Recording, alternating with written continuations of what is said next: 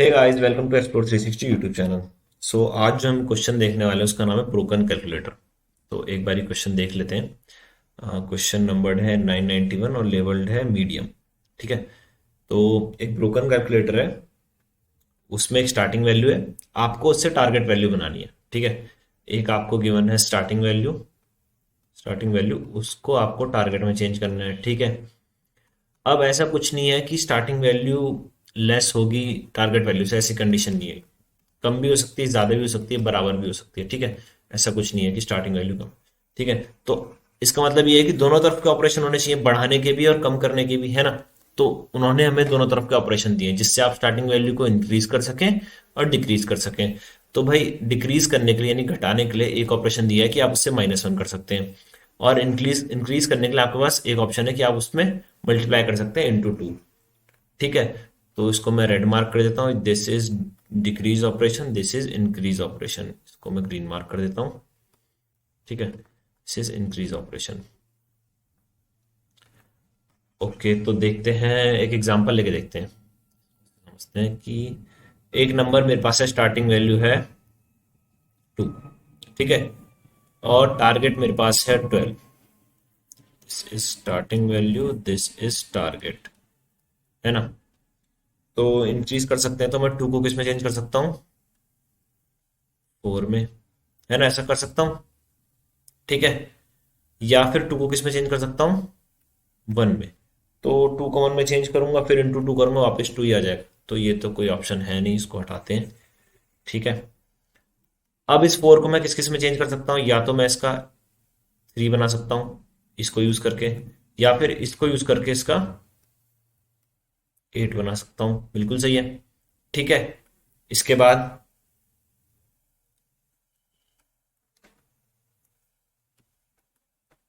है ना, ये तो वापस 2 बन गया, तो ये तो किसी काम का नहीं है। वापस 2 बन गया, ये किसी काम का नहीं है। 6 में इसको कन्वर्ट करते हैं। ठीक है। इसको मैंने -1 करके 2 भी बना सकता हूँ, बट वो वापस 2 ये वाला चीज हो जाएगा फिर से, वही सेम स्टेप्स, तो वो किसी काम का नहीं है। ठीक है। तो इसको बनाते हैं हम। 8 को क्या बना सकते हैं? 7 बना सकते हैं, है ना, या फिर 16 बना सकते हैं। ठीक है। 6 को हम क्या बना सकते हैं? डायरेक्टली 12। ठीक है। 6 को हम डायरेक्टली 12 बना सकते हैं, या फिर 6 को हम 5 बना सकते हैं, है ना। 6 को हम 5 बना सकते हैं। 16 से हम 12 कैसे अचीव करेंगे? माइनस करते रहेंगे, -1 -1 -1, हम 12 पे पहुंच जाएंगे कुछ सर्टेन स्टेप्स के बाद। इससे हम पहुंचेंगे 14 में, फिर 14 से माइनस करते रहेंगे, 12 पे पहुंच जाएंगे। ठीक है। 5 से हम पहुंचेंगे 10 में, 10 से हम पहुंचेंगे 9 या फिर 20 में, ऐसे करके माइनस कर करके 12 में। तो शॉर्टेस्ट पाथ जो है, हमें शॉर्टेस्ट से मतलब है, ये है। ठीक है। अभी तक इतने जो मैंने लिखा है, इसको देख के आपको लग रहा होगा कि क्वेश्चन किसका है, या तो ये मेमोराइजेशन का है या डीपी का है। ठीक है। मेमोराइजेशन रिकर्शन में, या फिर ये डीपी का, ऐसा लग रहा होगा कि हमारे पास n नंबर ऑफ तरीके हैं 12 तक जाने में। लेकिन इसी प्रॉब्लम को दूसरे तरीके से देखते हैं। इसी प्रॉब्लम को हम देखते हैं उल्टे तरीके से। ठीक है। इसी प्रॉब्लम को हम देखते हैं कि हमें 12 से 2 बनाना है, तो हम क्या करेंगे? मीन्स स्टार्टिंग वैल्यू आपकी मैं 2 ही रख रहा हूं, टारगेट भी 12 ही रख रहा हूं, बट मैं इस बारी इस तरफ को चल रहा हूं। ठीक है। तो 12 को रिड्यूस कर, इस बारी हमारे पास ऑपरेशन क्या हो जाएंगे? जस्ट रिवर्स हो जाएंगे। -1 के बजाय क्या हो जाएगा? +1, है ना, क्योंकि हम उल्टा जा रहे हैं। और ये हो जाएगा इंटू 1/2, यानी डिवाइड बाय 2। ठीक है।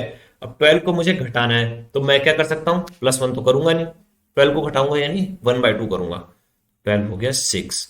6 को भी मैं करूंगा 1/2, 6 का 1/2 हो गया 3।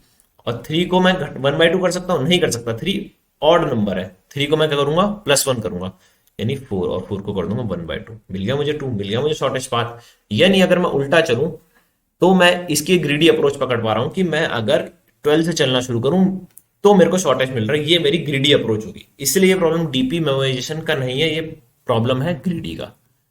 ठीक है। ये हमने ग्रीडी डिस्कस कर लिया इसका। ठीक है। अब आप बोलोगे 12 को तो मैं 13 भी बना सकता था, है ना। फिर 13 को मैं 14 बना सकता था। 14 में मैं बाय 2 करता, मैं वापस 7 पे आता। तो ये तो गलत हुआ ना, ये एक्स्ट्रा स्टेप्स होंगे। इसीलिए जब नंबर मुझे इवन दिख रहा है, मैं बिना कुछ सोच समझे उसको कट कर दूंगा, कट कर दूंगा हाफ में सीधा। ठीक है। जब तक मुझे टारगेट नहीं मिल जाता, जब तक मुझे टारगेट नहीं मिल जाता। अब इसमें एक और कंडीशन आएगी, ये देखना। मान लो मेरी स्टार्टिंग वैल्यू होती 5 और ये 12 है। 12 से मैं आता 6 पे। क्या 6 से, क्या मैं 6 से 5 पे जा सकता हूँ? नहीं जा सकता। मेरे पास दो ऑप्शन है, +1 और 1/2। ये मत सोचना कि ये -1 है, -1 करके आ जाएगा। ये ऑपरेशन नहीं है हमारे पास, हम रिवर्स पे देख रहे हैं, तो ऑपरेशन चेंज हो चुके हैं, ये वाले ऑपरेशन है हमारे पास। ठीक है, 6 से मैं आता 3 पे। ठीक है, 3 से मैं आता 4 पे। 3 से मैं आता 4 पे। 4 से जा सकता था मैं 5 पे, ये +1 यूज करके।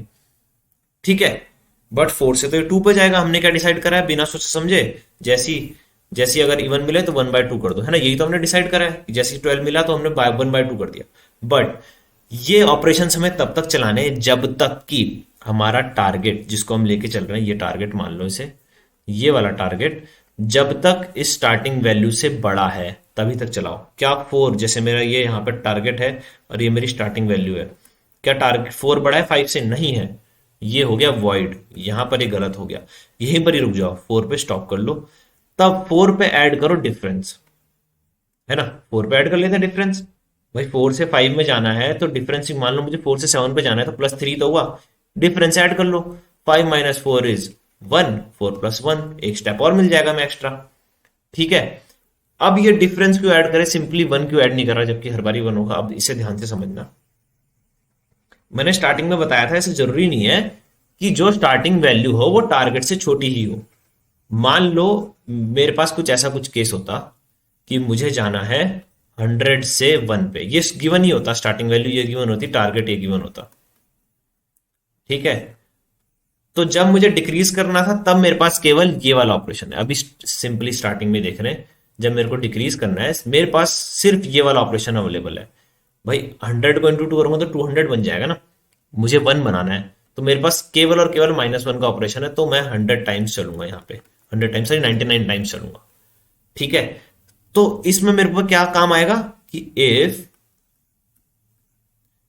स्टार्टिंग वैल्यू इज, या फिर इफ, या फिर जैसे भी आप वाइल लूप में लगाओगे कंडीशन, या फिर जैसे भी बेस केस बनाओगे तो भी बन जाएगा।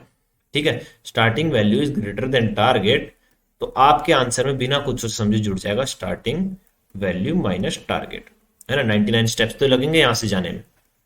या फिर इधर से देखो तो इधर से 100 बनाने में +1 यूज करके 99 स्टेप्स तो लगेंगे, है ना? स्टार्टिंग वैल्यू माइनस टारगेट ये लगेगा आपका, बिना कुछ सोचे समझे ये रिटर्न हो जाएगा। ठीक है, इधर से देखें तो अगर इफ मेरी टारगेट वैल्यू क्या हो गई, ठीक है, नहीं,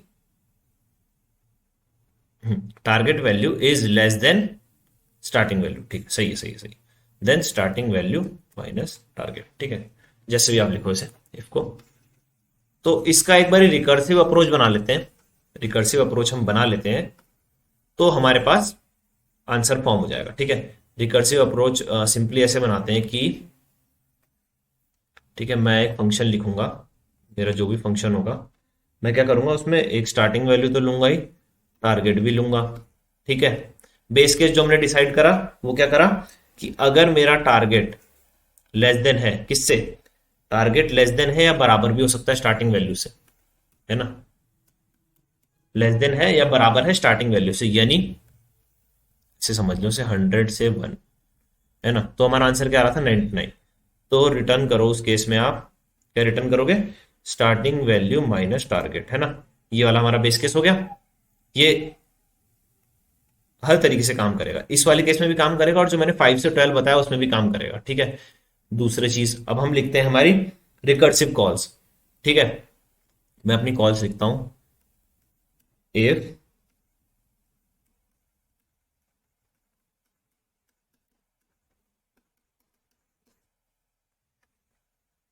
टारगेट अगर इवन है यानी 12 है, बिना सोचे समझे क्या कर दो उसे 6। ठीक है, जो भी मेरा फंक्शन होगा इसमें स्टार्टिंग वैल्यू और टारगेट वैल्यू को कर दो 6। ठीक है, इधर मेरा फेथ क्या है? इधर मेरा फेथ ये है कि अगर मैं 6 बना ले रहा हूं, if I can make 6 then easily मैं इंटू 2 करके 12 बना लेता हूं। तो मुझे बताओ कि 6 में बनाने में कितने स्टेप्स लगेंगे? उसमें मैं एक स्टेप अपना जोड़ दूंगा +1। चाहे इधर लिखो चाहे उधर लिखो, ठीक है। ये मेरी फेथ है मेरा, ठीक है। दूसरा, अगर मैं ऑड हूं तो मेरा फेथ क्या होगा, if I am odd, else, else लगाओ चाहे ना लगाओ, नो नीड, क्योंकि रिटर्न स्टेटमेंट है तो एल्स लगाने की जरूरत नहीं है। अगर मैं, एक स्टेप तो उसमें भी लगेगा, अगर मैं ऑड हूं, मान लो मैं 11 हूं, तो क्या, अगर मैं 12 बना लूं, अगर मेरे को 12 तक पहुंचने के स्टेप्स मिल जाए, मान लो 12 में मुझे एक्स स्टेप्स लगे आने में, तो 12 minus one is 11, minus one वाला ऑपरेशन कर सकते हैं ना हम, ये कर सकते हैं ना माइनस वन वाला ऑपरेशन, है ना।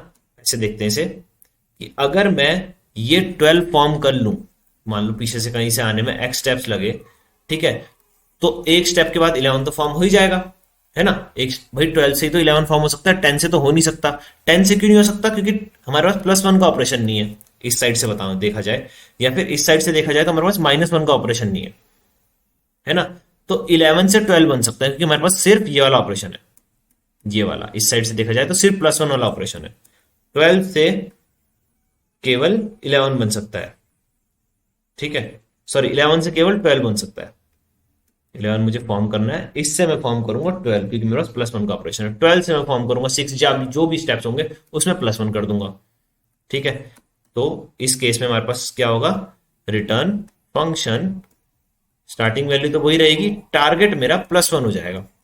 11 प्लस वन इज 12, 12 का मुझे बता दो कि 12 तक पहुंचने में कितने स्टेप्स लग रहे हैं, ठीक है, क्योंकि मैं सिर्फ प्लस वन कर सकता हूं, मैं सिर्फ प्लस वन कर सकता हूं ऑड वाले केस में, और 1/2 सिर्फ इवन वाले केस में कर सकता हूं, ठीक है। तो ये हमारे फेथ थे, लेफ्ट से भी हमने फेथ, सॉरी लेफ्ट से भी हमने देख लिया काउंट, हमारी इंक्रीमेंट डिक्रीमेंट क्या होगा, राइट से भी हमें पता है, और हमने ये ऐसा कुछ फंक्शन बनाया रिकर्शन का। तो इसको एक बार रन करके देखते हैं, सेम फंक्शन को मैं लिखता हूं, ठीक है। मैं क्या लिखता हूं, हमारा बेस केस क्या है, मैं अपना बेस केस लिखता हूं, ठीक है। If target is less than equal to starting value, ठीक है, target is less than equal to starting value, तो उस केस में हमने क्या देखा, दोनों का डिफरेंस, यानी स्टार्ट वैल्यू जो है ऑब्वियसली बड़ी होगी, स्टार्ट वैल्यू माइनस टारगेट, ठीक है। ये जीरो भी आ सकता है, नो प्रॉब्लम, जीरो आ सकता है, तो मीन्स हम डायरेक्टली पहुंच गए, ठीक है, हम अपने स्टेप्स करके डायरेक्टली पहुंच गए, ठीक है। और ये जरूरी नहीं है हर बारी वन आए, जैसे कि हमने देखा वन, वन से अगर हमें 100 से अगर हम वन में जाना है, इन दैट केस ऑल्सो, ठीक है। इफ टारगेट टू, यानी कि modulus two equal to zero, that means even है, इवन है तो बिना कुछ सोचे समझे उसको रिड्यूस कर दो, रिटर्न वन प्लस, और एक स्टेप लगेगा रिटर्न करने में भी, सॉरी रिड्यूस करने में भी, वन प्लस इंस्टेंस मेथड है, सेल्फ से कॉल होगा, मेथड का नाम है ब्रोकन कैलसी, ठीक है। और स्टार्ट वैल्यू तो सेम ही रहेगी, स्टार्ट वैल्यू में हमें छेड़ना नहीं है, हम टारगेट से चल रहे हैं, तो टारगेट को हम चेंज करेंगे, टारगेट बाय टू, ठीक है। एल्स लगाना जरूरी नहीं है, डायरेक्ट रिटर्न लगा देता हूँ, ठीक है। Return one plus self dot broken C start value comma target में प्लस वन हो जाएगा, ठीक है, क्योंकि हम टारगेट से चल रहे हैं, तो माइनस वन का ऑपरेशन अब प्लस वन में चेंज हो चुका है, और इंटू टू का ऑपरेशन बाय टू में चेंज हो चुका है, ठीक है। तो उसको रन करके देखते हैं, ठीक है, एक्सेप्ट हो रहा है, जैसे ये वाला केस है, ठीक है, रन हो गया है 49 ms में, ये वाला केस है 1024 से लेके वन तक, ठीक है। तो इसमें क्या है कि 1024 से लेके हमें वन बनाना है, ठीक है। तो इधर से देखा जाए तो हम माइनस वन कर सकते हैं सिर्फ, तो 1023 टाइम्स हम माइनस वन करेंगे, इधर से देखा जाए तो सिर्फ हम प्लस वन कर सकते हैं, ठीक है। तो प्लस वन कर सकते हैं या 1/2 कर सकते हैं, तो ऑब्वियसली इंक्रीज करना है तो प्लस वन करेंगे, और बार बार प्लस वन करते रहेंगे 1023, ठीक है। तो ये बार बार प्लस वन ना हो, इसलिए ये वाला चीज, ये वाला पार्ट, ठीक है, डायरेक्ट उनका डिफरेंस रिटर्न कर दिया, ये वाला इसमें काम है। अच्छा, इसको एक बार लूप्स के लूप में भी लिख देते हैं, वाइल लूप में भी, इस सेम कोड को हम वाइल लूप में भी कर लेते हैं, वो थोड़ा सा इससे लेंदी होगा, ज्यादा नहीं, बट उससे थोड़ा सा और क्लियर हो जाएगा, ठीक है। तो उसको फटाफट लिख लेते हैं, ठीक है। तो स्टार्टिंग में मैं क्या करता हूँ, स्टेप्स स्टेप्स वेरिएबल ले लेता हूँ, स्टेप्स को मैं जीरो कर लेता हूँ, कि अभी तक मैं जीरो स्टेप चला हूँ, ठीक है। तो मैं क्या करता हूँ, वाइल स्टार्ट वैल्यू, वही जो बेस केस था वो यहाँ पे लगा देते हैं, लेस देन, टारगेट कर देते हैं लेस देन इक्वल टू, या फिर लेस देन कर देते हैं, ठीक है, लेस देन इक्वल टू नहीं करेंगे, लेस देन करेंगे जब तक स्टार्टिंग वैल्यू लेस है। ठीक है, जैसे टारगेट स्टार्टिंग वैल्यू के बराबर हुआ या टारगेट कम हो गया, ठीक है, तो हम क्या करेंगे, जैसे इस केस में हमने क्या करा था, यहाँ देखते हैं, यहाँ पे बेस केस थोड़ा सा उल्टा रहा होगा। इसमें हमने लिखा टारगेट इज लेस देन, ठीक है, यहाँ पे हमने लिखा टारगेट इज लेस देन। जब जैसी ये कंडीशन हिट होगी, जैसी ये कंडीशन हिट होगी, ये वाली हमारी जो मैंने यहाँ पे लिखी है, वैसे ही हमारा वाइल लूप स्टॉप हो जाएगा। ठीक है, तो यहाँ पर इसलिए हमने उल्टा लिखा है। तो स्टेप्स तो हर बारी एक तो बढ़ेगा, स्टेप जो भी हम परफॉर्म करेंगे हर एक आइटरेशन में एक स्टेप तो बढ़ना ही है। ठीक है, तो स्टेप कैसे काम करेगा, if target modulus two equal equal to zero, equal equal to zero, in that case target equals to target by two, तो डिवीजन कर दिया। अगर इवन है तो आप क्या कर दीजिए, बिना कुछ समझे उसे स्लैश कर दीजिए हाफ में। एल्स अगर ऑड है तो उसे बढ़ा देते हैं, target plus equal to one. ठीक है, अब रिटर्न आपको स्टेप्स ऐसे नहीं करना, रिटर्न स्टेप्स कर दूंगा, देखना गलत हो जाएगा। ठीक है, रिटर्न स्टेप्स में गलत हो जाएगा ये, क्योंकि हमने ये वाला केस टैकल नहीं करा। देखो जीरो आना ना, ये जो वैल्यू लेफ्ट आउट हुई, यहां पर देखते हैं इसमें, ये जो वैल्यू लेफ्ट आउट हुई, ये जो ऐड हो रहा है, ये हमने कंसिडर नहीं करा, तो उसको यहां से उठाते हैं। ये क्या होगा, आंसर में ऐड होगा। ठीक है, ये आंसर में ऐड होगा। अब इसको रन कर लेते हैं। ठीक है, चल रहा है, सबमिट भी कर लेते हैं। ऑलमोस्ट सेम, सेम टाइम और स्पेस कॉम्प्लेक्सिटी है, ज्यादा डिफरेंस नहीं है, तो सेम ही चलेगा। ठीक है, ओके गाइस, तो this was problem number, I guess so, 991 broken calculator. Thank you so much.